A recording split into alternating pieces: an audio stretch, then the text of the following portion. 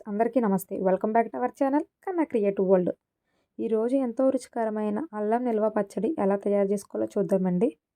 అందుకోసం అయితే ఒక పావు కేజీ అల్లాన్ని అయితే తీసుకుందామండి ఫస్ట్. సో ఆ పావు కేజీ అల్లాన్ని అయితే మంచిగా అయితే క్లీన్ చేసుకోవాలి. నేను ఆల్రెడీ ఒకసారి అయితే క్లీన్ చేసేసి పెట్టానండి అది వాటర్లోని.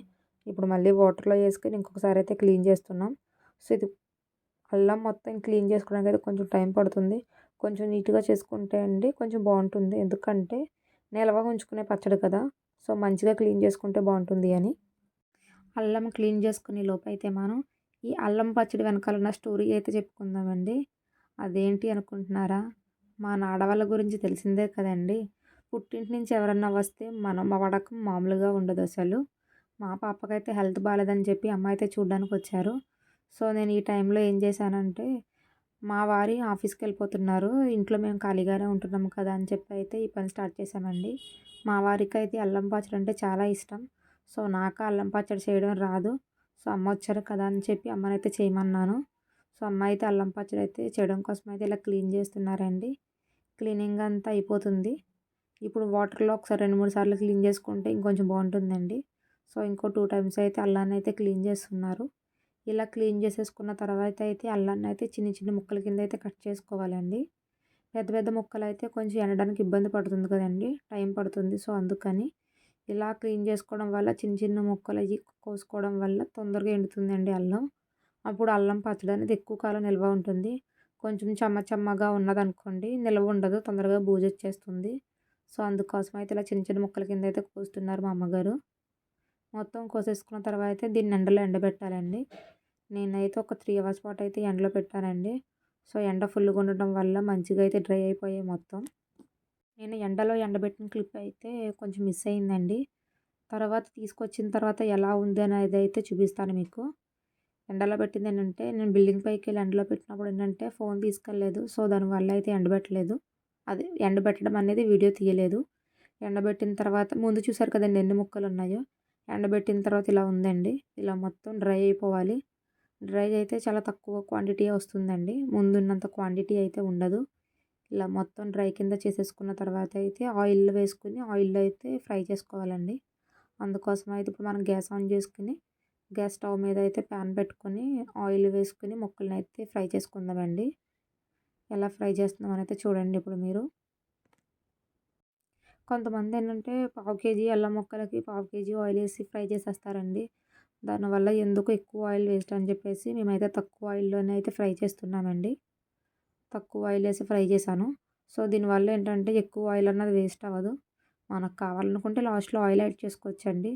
ముందే ఆయిల్ వేస్ట్ చేసుకోవాల్సిన అవసరం అయితే ఉండదు. సో అందుకని నేనైతే తక్కువ ఆయిల్ తోటి వేసి ఫ్రై చేశానండి. ఇంకో పక్కన ఏంటంటే చింతపండుని మంచిగా వాష్ చేసేసుకొని వాటర్లో అయితే ఉడకబెట్టేసుకోవాలండి.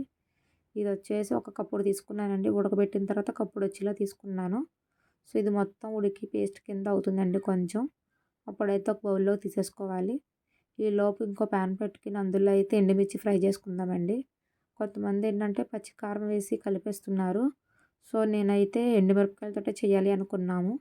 సో అందుకోసం అయితే ఎండుమిర్చి అయితే కొంచెం ఫ్రై చేసుకోవాలండి ముందు. ఎండుమిర్చి ఫ్రై అయిపోయిందండి. ఇప్పుడు ఇది ఇంకొక బౌల్లోకి తీసేసుకుందాం. ఇలా అన్నీ కూడా 1 బై 1 ఫ్రై చేసుకుంటూ ఒక్కొక్క బౌల్లోకి తీసుకుంటూ పెట్టుకోవాలండి. ఇప్పుడైతే ఒక 2 స్పూన్లు మెంతులు, ఒక స్పూన్ ఆవాలు, ఇంకా కొంచెం జీలకర్ర, ఇవన్నీ అయితే కొంచెం ఫ్రై చేసుకుందామండి. ధనియాలు, వీటినన్నిటిని కొంచెం ఫ్రై చేసుకుని ముందే కొంచెం పొడి చేసుకుని పక్కన పెట్టుకోవాలండి. సో వాటి కోసం అయితే ఒక్కొక్కటి అయితే ఫ్రై చేసి పక్కన పెట్టుకుందాం. ఈ మసాలా దినుసులు కూడా మొత్తం ఫ్రై అయిపోయిన తర్వాత అయితే ఒక బౌల్లోకి తీసేసుకోవాలండి.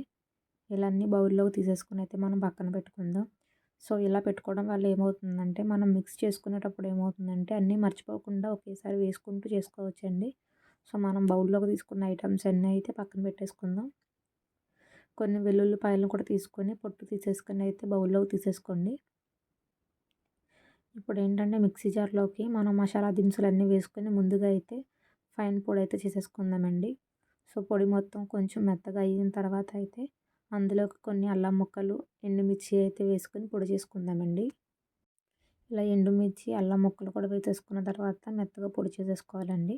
ఇలా మొత్తం పొడి అయిపోయిన తర్వాత అయితే దాంట్లోకి చింతపండు గుజ్జు కూడా యాడ్ చేసుకొని అయితే పేస్ట్ చేసుకుందామండి. బెల్లం అనేదైతే లాస్ట్‌లో యాడ్ చేసుకోవాలండి. ఎందుకంటే బెల్లం వేసిన తర్వాత అయితే మిక్సీ అన్నది మూవ్ అవ్వదండి ఇంకా.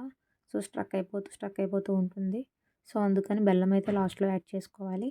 ఇప్పుడు మనం చింతపండు కూడా వేసుకున్నాం కదండీ! దీన్ని కూడా మెత్తగా పేస్ట్‌లా చేసేసుకున్న తర్వాత అయితే మనం ముందుగా పొట్టు తీసి పక్కన పెట్టుకున్న వెల్లుల్లి రెబ్బలు, అలాగే తగినంత సాల్ట్ వేసుకొని అయితే మిక్సీ చేసేసుకుందామండి. ఇలా మొత్తం మిక్స్ పెట్టుకున్న తర్వాత ఇంకొకసారి తరువాత అయితే బెల్లం వేసి అయితే మిక్స్ చేసుకుందామండి. బెల్లం అన్నది నేనైతే కప్పు కన్నా ఎక్కువే తీసుకున్నానండి. కొంచెం స్వీట్‌గా ఉంటుంది అని చెప్పి. సో, ఇప్పుడేంటంటే మేము ఎండుమిర్చితో చేయడం వల్ల ఏంటంటే అంత రెడ్ కలర్‌లో రాలేదండి ముందు. బెల్లం వేయగానే కలర్ అయితే చేంజ్ అయ్యింది. సో, ఇప్పుడైతే రెడ్ కలర్‌లోకొచ్చింది. సో, ఇలా అన్నీ యేసుకొని మిక్స్ చేసుకున్న తర్వాత అయితే పక్కన పెట్టేసుకున్నామండి. ఇప్పుడైతే తాలింపు వేసుకోవడం కోసం అయితే స్టవ్ ఆన్ చేసుకొని బాండీ పెట్టేసుకున్నాను. సో, ఇప్పుడు ఆయిల్ యాడ్ చేసుకొని శనగపప్పు, మినపప్పు, ఆవాలు, జీలకర్ర వేసుకొని అయితే ఫ్రై చేసేసుకుందామండి.